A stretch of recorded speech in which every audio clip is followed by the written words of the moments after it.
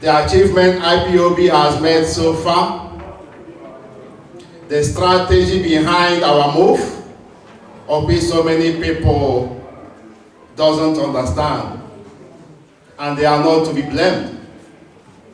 As everybody is aware, recently, IPOB consulted a consultant firm in Washington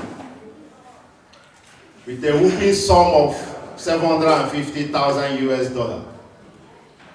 When you put it in Naira, or their useless Naira, it's close to 400 million.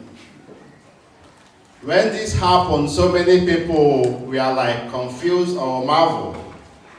Why so much money? Why spending so much money on just consultant?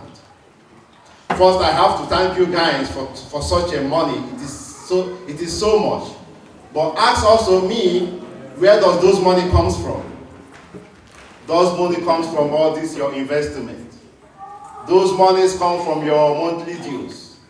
Those money comes from your defense funds.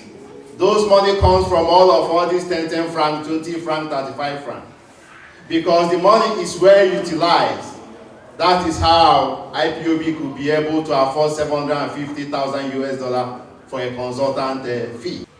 When you hear of consultant, the meaning is paying some agents who are connected to penetrate in some areas of which a common organization like us wouldn't be able to get to.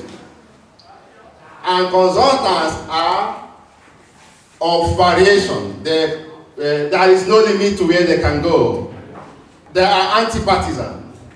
So they can penetrate PDP, APC, Democrat, Republican, Labour, or whatever.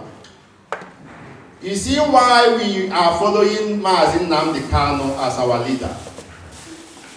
Any utterances he makes has already been planned, initiated, and stamped that it will happen.